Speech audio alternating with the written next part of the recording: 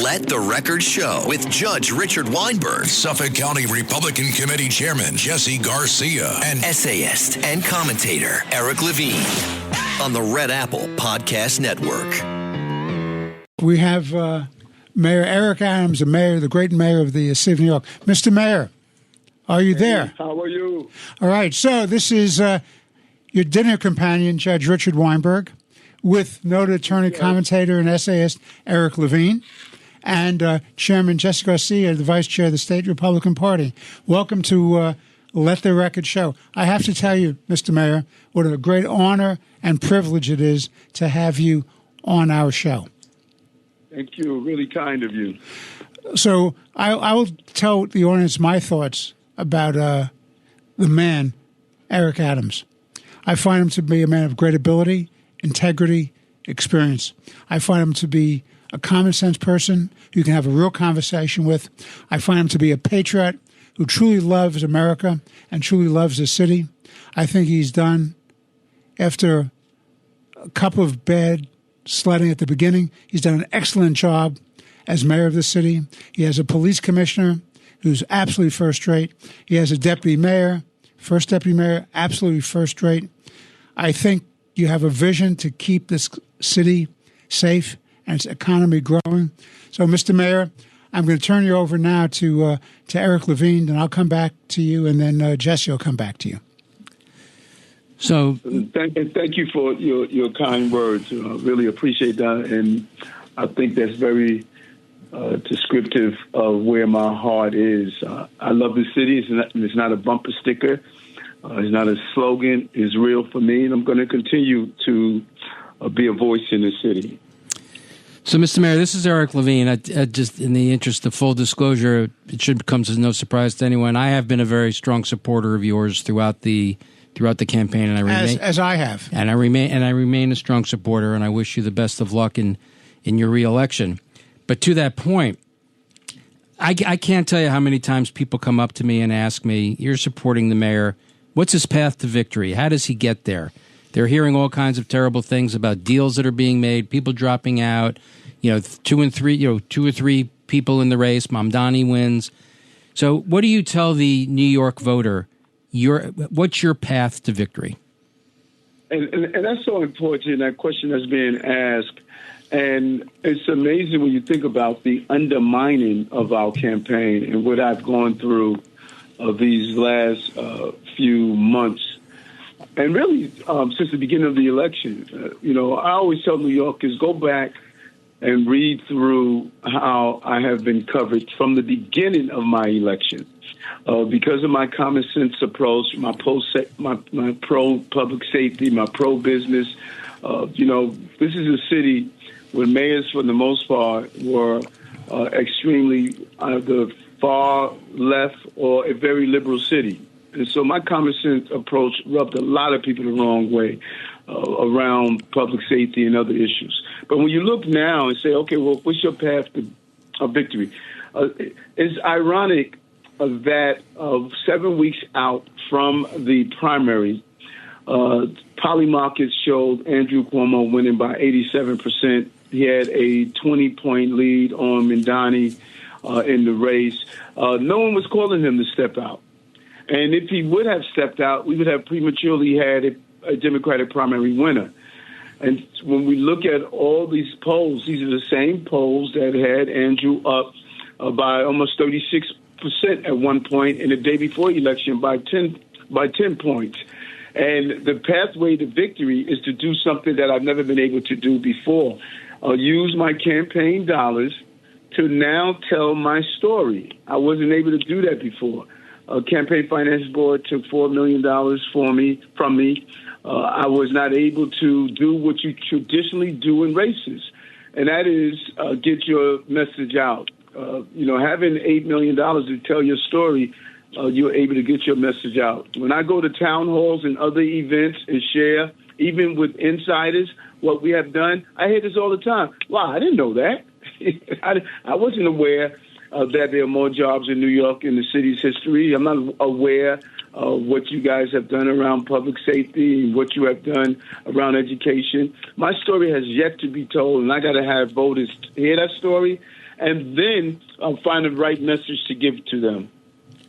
So the question, I guess, then is, and I agree with all of that, what you're saying, and I think you have a great message to tell, but can you win if both Cuomo and Sliwa stay in the race? It makes it harder.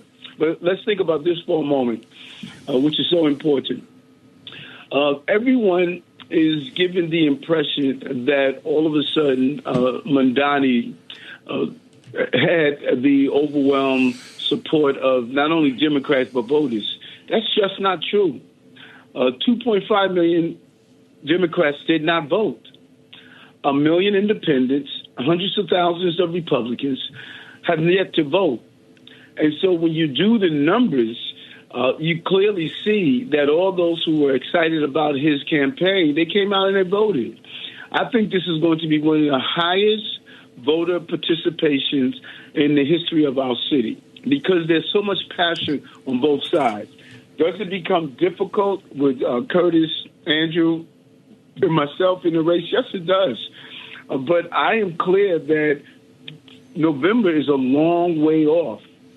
We saw how these races change and shift. I was 14 points behind Andrew Yang at one time in my race. And, coming back is not new to me. And I know how to campaign. The most important thing I can do is get my message out there. And Cuomo created this scenario. He knew. I announced that I was running in the general election. I announced that. We knew Mandani was going to be in the general election because he was going to be on the Wilkins family line. So this scenario that we're seeing was created by Andrew. Well, I think that's, Mr. Mayor, it's Richard Weinberg again. I agree with that, and I think this is the problem. This is my characterization. I don't have the audacity to speak for you. But my characterization of Zohran Mamdani is as follows. He's a clear and present danger to the city of New York, the state of New York, and the country. He's an apologist for Islamist radical terrorism. He hangs around and is supported by people who believe that 9/11 was justified. He's an advocate for socialism. He has no real experience. He's anti-cop. He's anti-law enforcement. And the fact of the matter that people would actually consider voting for a character like this makes my eyes bleed and my head explode. My problem is, as I go around and people talk to me, as you know, from all walks of life, given what I do these days, and they say to me, well, Mamdani's not so bad. We can live with him. And I submit to them that you can't live with him. When a man stands for all these ridiculous propositions, these dangerous propositions, the word has to get out. The negatives on this guy have to get out. And Andrew Cuomo, who had, $30 million or $40 million to spend in his primary, never got the message out. And how are you going to do that, Mr. Mayor? How are you going to get the message out that we have this clear and present danger to our city? And I really appreciate your assessment because it baffles me that people don't see what you just explained. He is associated with the DSA, Democratic Socialist Parties, and others that hate our way of life. I don't know if people are really understanding that. They hate our way of life. They believe the greatest country on the globe is not a country that its way of life is beneficial to the globe. Like, no one is lining the borders to leave America. They're lining the borders to come in America. And many of them are fleeing socialist and communist countries. And you're right. Getting that very easy interpreted message. Because if we get too intellectual and down as policy wonks, it is not going to hit the everyday working class people. We have to explain in a very user-friendly manner what allowing 3,000 dangerous prisoners out of Rikers Island actually mean. We need to talk about of what legal or decriminalized prostitution really mean, and sex trafficking and having young boys and girls selling their bodies on the streets. We have to be very clear about not sending officers to domestic violence incidents, where that's one of the top charges. One of the top incidents that officers are injured. And so I have to use my dollars for television ads, social media, mail-ins, some of the non-traditional and traditional methods of communicating with voters in a simple way, not in an intellectual way, not talking over or down to people, but giving them a basic understanding of how his victory will impact on their lives. And then it has to be discussed based on the communities. When I say communities, I don't mean geographical locations. I have to talk to my bodega owners and independent supermarkets, Korean independent supermarkets, Dominican, Chinese, so many of them, how his government grocery stores are going to impact them. I have to speak to the black and brown community to talk about how we brought down crime, and now the things he's going to do is going to return those dangers to their community. And believe it or not, I have to talk to people who are formerly living in socialist and communist countries. They fled communism and socialism. I have to speak directly to them. So it's a combination of a non-traditional campaign that we have to run to get people out to the polls. Mr. Mayor, I want to turn you over to Jesse Garcia, the Vice Chair of the State Republican Party and the County Chair out in Suffolk. Jesse, Mr. Mayor. Mr. Mayor, thanks for joining us, and it was good to have you and the Hamptons just recently to do some fundraising. I hope that you received the funds you needed there. Just tell me how you're speaking about going to sharing a message. How is it that the city of New York, unfortunately, you have two opponents that one is a confirmed communist who's anti-Semitic, and the other one is a disgraced former governor forced to resign and is responsible for the death of so many seniors and so many of our family members in nursing homes. How is that message penetrating there? That this is the choice that the voters have. These two individuals versus a mayor that has worn the uniform as a police officer in his past. And it's such a great question. And we have turned around the city. If you look at every poll or every indicator on what is a successful administration, economy, we turned around the economy. More jobs in New York in the history of the city. Broadway had the best 12 months in its recorded history. Look at public safety, the lowest numbers of homicides and shootings in the first 6 months of this year. Since 2024, we've seen a consistent decrease in crime. Education, we're outpacing the state in reading and math. Drop unemployment. Put $30 billion back into the pockets of working class people. When you look at all of these indicators, that's why bond raters raise my bonds, because of how we manage out of COVID, manage out of migrants and asylum seekers, manage out of crime. What we must understand, I'm pretty sure you can appreciate, we almost see the dumbing down of America, of where these sound bites, social media has been a game change on what people see as the truth and the untruth. The truth no longer matters. And you could articulate to people how you have improved their quality of life, but there's a lot of anger out there, number one. And number two, we're seeing a real radicalization of our young people. I keep talking about this, and it seems like it's not penetrated. Our young people are being radicalized not to love our country anymore.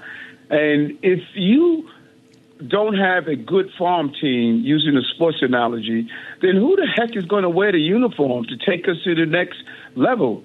And when you speak to some of our young people on college campuses, in the streets, as we think about 9/11, we have young people who saying that we deserve to have been attacked. They've been praising bin Laden on some of these social media networks. So how do we regain the common sense approach to governing the cities and understand how this impacts our lives every day?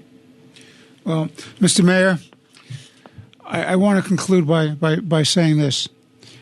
Chairman Garcia, Eric Levine, and I are honored and privileged to have you on the show.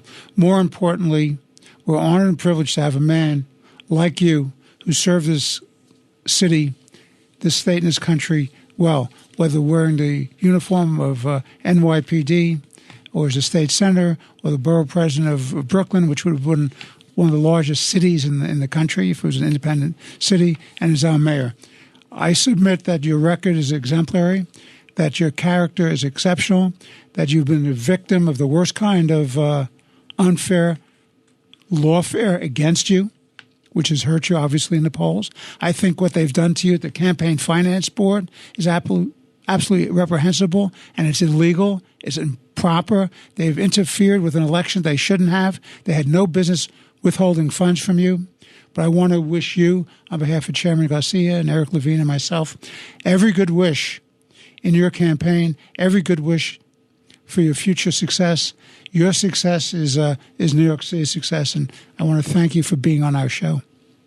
Thank you. Thanks so much for having me. And I think that when you do an analysis, as you have just accomplished, they couldn't beat me at the poll. They knew my ability to run the city, and I have run it, and to get voters. Started out with terrible coverage of our successes, then went to a lawfare. I mean, it's unbelievable when you read the indictment and see what I was being charged with for just doing my job. Never, no bags of money, no bars of gold, none of that. And then when you look at the Campaign Finance Board not giving me $4 million to run my race, and then the constant rumors that will hurt your fundraising. You know, you guys understand the profession of politics.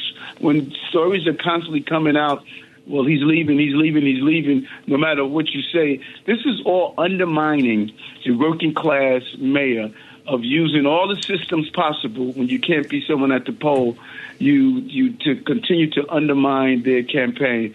But I'm resilient. I'm steadfast. I don't sit down and say, woe is me. I say, why not me? And, you know, we're resilient as New Yorkers, and I'm going to continue to fight for the city that I love. Mr. Mayor, once again, thank you very, very much. Thank you. God bless you, and God bless your efforts to win in November. Thank you. Take care, guys. Great speaking with you. Thank you, Mr. Mayor. This has been Let the Record Show with Chairman Jesse Garcia of the Republican Party, noted attorney, commentator, and essayist Eric Levine. I'm Judge Richard Weinberg, and we're indeed honored and privileged to have the mayor of the city of New York, Eric Adams, on our show for this final segment. I know Mayor Adams well. I've been with him on many occasions. I broke bread with him. I have a lot of respect and affection for him, and I think he's been treated unfairly in many, many instances, and he has a real track record of success for this city, and people should keep that in mind. This has been Let the Record Show. God bless you, God bless your families, and, of course, God bless America. Thank you for listening. Thanks for listening to Let the Record Show with Judge Weinberg, Chairman Jesse Garcia, and Eric Levine. You can hear Let the Record Show Sunday mornings at 6. If you like the podcast, share it with your friends and listen anytime at WABCRadio.com and download the WABC Radio app. Hit that subscribe button on all major podcast platforms. Plus, follow WABC on social on Instagram, TikTok, Facebook, and X. See you next time for a new episode, so you never have to wonder. What the heck is going on here?